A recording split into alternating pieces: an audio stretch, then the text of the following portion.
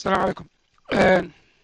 waxaan maanta halkan idinku sheegayaa ama idinku sharxayaa dadka Facebook isticmaalo inta badan way yaqaanaan sida u isticmaalaan laakiin waxaad moodaa in mararka qaarkood dad badan ay dhib ku tahay. Marka waxaan isku dayaa casharro badan oo isdabayaal ah halkan idinku sharaxno Facebook sida loo isticmaalo. Barnaamijkan oo idin diyaarisay eTawakkal, Tawakkal Money Express. Mar kale waxaan leenahay mar kale kusoo dhawaada barnaamijka eTawakkal. Facebook haddii aan fiirino haddartan account aan ku jiro waa sida account personal oo ma aha business. Accountnada businesska dib baan usoo sheegaynaa iyo faa'iidooyinka Facebook uu leeyahay. Halkan oo kale markaad imaatid waxaa weeye Facebook account baad leedahay oo waad furatay accountkii. Marka account haddaad furatid marka ugu horreyso waxaad imaanaysaa waxaa weeye waa pageka oo maaragtay oo accountkaaga ayaad soo gelaysaa. Pageka ugu horreeya aad soo geshid wuxuu noqonayaa kan oo waxa kuu soo baxaya marka waa home pagekaagii weeye. home pagekaagii waxaa usoo qaadataa isagoo adag sida operationkaaga oo kale meesha aad ka shaqo tagaysid oo aad maaragtay mar walbo kala soconaysid macluumaadkaaga iyo waxa ka socda Facebooka. Marka haddii aad doonaysid inaad home pageka aad ka dhuntid oo kale mar walba dib ugu noqotid waxaad taabanaysaa halkaas oo ah Facebook loogadeeda ayaa dib u taabanaysaa waxaa kuu soo gelaya markaas pagekii oo ahaa home pageka oo marka aad la soconaysid saaxiibada iyo xisaabtaada waxa ay qoreen. contentiga marka home pageka ayaa waxa weeye ama news feedka waa isku mid waxaa arki kartaa halkan news feed ay ku qoran tahay haddii iyadana aad taabatid waa sidii oo kale waa news feedka iyo home pageka mar walbo waa isku mid laakiinse haddii accountkaagu uu cusub yahay halkan waxaad ujeedaa inay ku qoran tahay welcome taa macnaheedu waxa weeye account cusub weeye oo markaas Facebook waxay ku sheegaysaa waxyaalaha sida loo isticmaalo Facebook. Haddii aad tahay qof wax badan isticmaalaya Facebook oo si fiican u yaqaano most likely waxaa suurtagal ah in welcome aysan meesha kuugu oolin oo ay ka baxdo oo laakiin markaas news feed uu kaaga bilaabmaya iyo messageka iyo wixii la mid ah.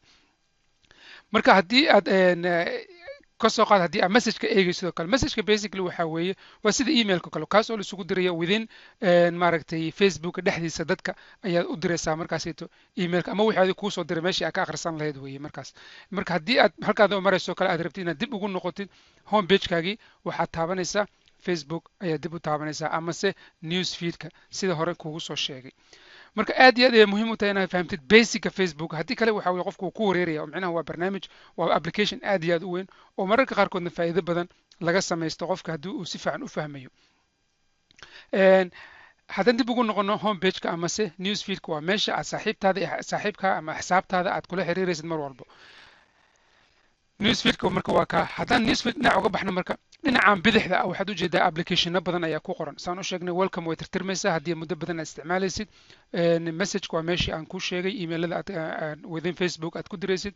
eventiska haddii aad taabatid waa meesha aad ama haddii aad rabtid inaad ka qayb gashid dhacdooyin ama se adiga aad saxsaabtaada ay kuu suubiyeen ay kugu soo casumeen ama se adiga aad mid samaysid. find friends haddaad taabatid waa meeshaas axsaabtaada aad ka ogaanaysid ama se aad dad cusub u diraysid markaas inaad u dirtid sida emailkaaga oo kale ayaa gelinaysaa oo markaas step by step isaga ayaa ku daadihinaya si aad markaas axsaabtaada o dhan aad uga casuntid Facebookkaaga. Mar kale waxaan dib ugu noqonayaa marka home pagekaygii home page marka saan dib ugu noqdo waxaan taabtay news feedka. sidoo kale pages add hadda for example aniga hadda waxa igu jirto kale add advertisement baan sameynaya sababtoo ah Tawakkal Money services advertisement baa leedahay marka kaasoo kale waxa laga yaabaa adiga suuragal ah inaadan lahayn sababtoo anaga waxaan leenahay business account waa leenahay waa personal account kan waa kii personal account ah way markaas. Midda kale application ayaa ku soo baxaya sida application games oo kale waxyaalaha la ciyaaro sawirada oo kale musica noteska iyo wixii la mid ah. So the more applicationkaagu uu badan yahay the more uu markaas uu badanaya markaas listiga halkan dhinaca bidixda kuugu jirto. Marka waxa muhiim u ah marka aad iyo aad inaad fahamtid home pageka sida loo isticmaalo. Mar kale haddii aad doonaysid home pagekana ku noqotid ama se markii aad login garaysid oo sign garaysid home pageka wuxuu ku keenayaa pagekaaga ugu horeeya kadibna haddii aad ka dhuntid news feedka ayaa dib u taaban kartaa ama si mar kale home pageka ayaa taaban kartaa. Dhinacan bidixdan waxaa kugu jira applicationada. Marka bal maanta intaa noo joogto home pageka waxaan cashirka dambe ku sharxi doonaa news feedka oo keliya siduu u shaqeeyo.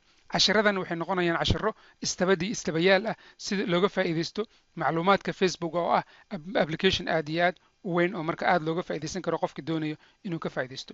Mar kale Tawakkal oo idin leh kusoo dhawaada macaamiisha Tawakkal waxaan idin leenahay mar kale dib u fiiriya etawakkal.com oo ah mashruuc adeeg cusub oo ugu talagashay Tawakkal Money Express.